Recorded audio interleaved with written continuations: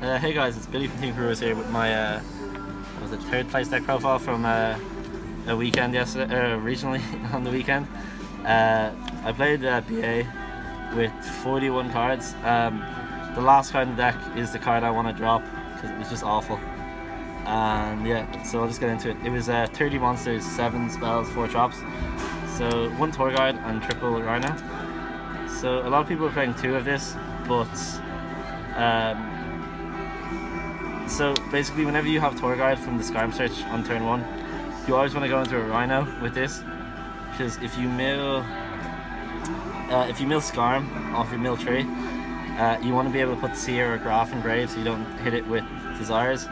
So this is really important with Desires because you kind of lose if Seer is not in grave. So that's why we went for tree.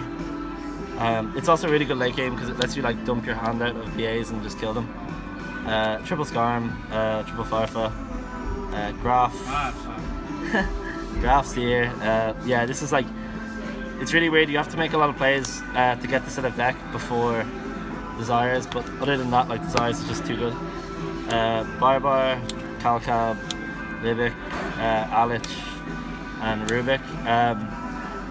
So I was playing this instead of the 1500 guy, because if you reveal it and they max you, you can sit on it. But I was like, I actually would rather have just played the 1500. What's it? Cagna. Just because like we're not playing Virgil because it doesn't actually do anything. So the heart and soul of the deck. This is really good. And I'll explain something about this later. Then we have 2 Orbital Highlander and Snow.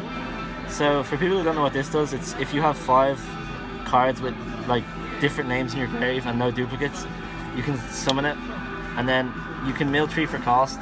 And on resolution, if no cards have the same name in your grave, you can destroy a card, so that doesn't target. So it lets you out things like Borrow, and it's just an extra form of disruption. Because like Beatrice Pass is strong, but like Beatrice Orbital is really strong. And then Snow just you can send off Beatrice and stuff. Yeah, Snow you can send off Beatrice and get rid of extra names. Yeah. So another thing with the Rhino is it's really important to send it with Beatrice and then send the card, because it puts an extra card for Snow. It just helps Snow's maths, because like you can only really resolve it 2 or 3 times, and the tree is like super late game. So so anyway, triple Twin Twister. Another thing was I probably would change a card at the end for Cosmics, but as well as Twin Twisters, just with how many magicians were there.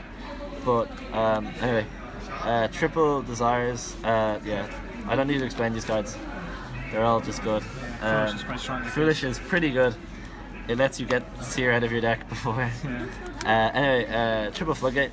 Best card. So this is here for like it's for going second spirals. You basically just want to have cards that can out normal summon tough, so that they have to blind call Super Agent and then not have any cards to destroy. And they can't link with the tough.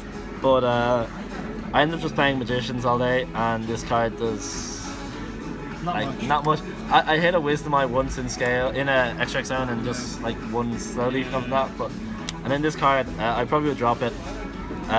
It clogs up your field, and it's just not good enough against every matchup. So yeah. Anyway, extract 2 Dante. You never make 3. Yeah, you never make 3. I never made 2. I literally just won most games in like the first 5 turns. I never went to game 3.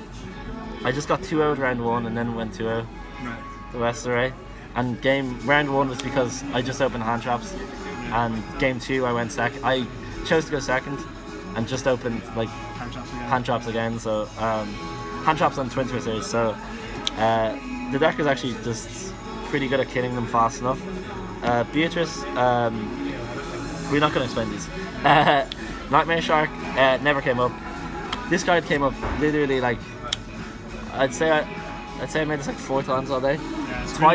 Twice I just used it to kill a Dweller, and then have a monster that I could switch to defense and firefall on their turn. Yeah. Pretty strong. And yeah, so like against magicians, they have to like Ignister to get rid of it, and like that's awful. Yeah. It's I actually had a guy, he didn't read it properly. He didn't know how to switch to defense, so he double Iris the pop to get the trap, and then he to make his guy do like double damage, and then he purple poisons to make it go up by 12, and then to destroy this. And I'm like, effect, and he's like, shit, pass. I had to set one pass. I'm like, cool. So yeah, this is like after Dante the best XYZ, I'd say. It's like a mini Beatrice kind of. Yeah, these help you out floodgates, and like if you're going against magicians, you can like bait the trap and then pop it, but it never came up. Akashic, I'd probably drop this for the DDD guy. Yeah, that's Darius. It's the one that outspoiled it. Yeah. But this is kind of there just to punish bad players. But your X-Rec is kind of loose, so the proxy dragon. Sometimes you just need to get rid of Dante and then steer back a Dante. Right. So if you have like 2 BAs, you can make this bring back Dante, link again, and then Dante add back cards. So you go like you just get loads of free cards off Dante.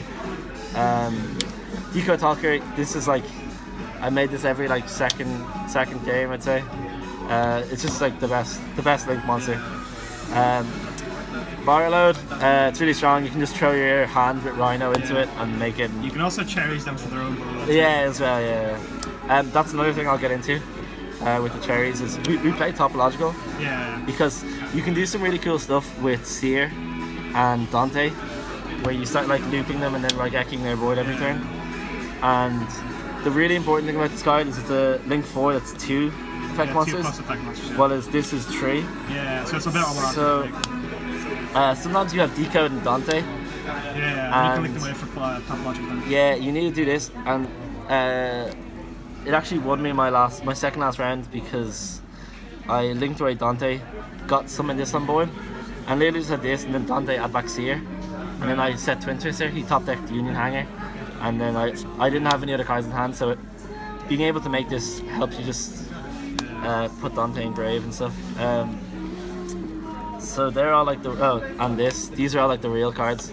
Yeah. And then the cherries targets. It's only Spiral and Magicians that you like fear. Yeah. So you have to play this card obviously. But the thing with Omega is, I feel cherries is really strong, like as a generic hand trap. Yeah. But against Magicians it doesn't do too much. Yeah. So I'd always side it out. But I just had Omega because if I happened to draw it game 1, it was able to out it. And then if I saw them cherries my Dante in game 2, then I put back in cherries. Yeah, so you can cherries their Dante, yeah. But I never went to game 3, so it doesn't matter. Yeah. So like a lot of my logic with side decking also is for me to go, for me to either go first or second. But I ended up just always going second. Right. So I just like half these cards I never side in. Like I never side in these cards. But you can they're fairly understandable why they're there. Yeah. They kind of speak for themselves. This is here for Magicians. Really good card. Yeah, I kind of wish this was in here instead of Floodgate, just because in the end how many Magicians I played. But yeah, the board wipes. These cards were pretty shit actually. But sometimes BA have trouble dealing with big monsters. Like I had to side in against ABC. Right. Yeah, this is like the better way to do it. Problem cards now. It's quite solid in BA. Yeah, because of the BAs inherently not playing the trap cards, like blocking up trap cards. This is always live. You can even like resolve a mid liking sometimes. Yeah, I had done that twice actually. And one of the cool things was like even when I drew multiples of the card, I drew Twin Twisters and stuff and just got rid of it. Yeah, and then just the outs. So like this is for going second, this is for going first, and the 6 going first, the 7 going first cards, and then these are kind of like in the middle. Right. But like these are my going second cards, and these are my going first cards, and like I never sided in any of these. Yeah. So yeah, so like against magicians, you can just put in these, take out the cherries. Yeah. So that's the only change. I'd probably just drop the floodgates and the iron walls. Like the deck doesn't actually need traps. Right. But yeah, shout outs to Vlad for always having the BA dream alive, and The banding abyss. shout out to Niall for coming with me and coming ninth, and shout out to Luke Coogan for the Ashes, and Cormac for the remaining evenlies. Yeah. So yeah, cheers.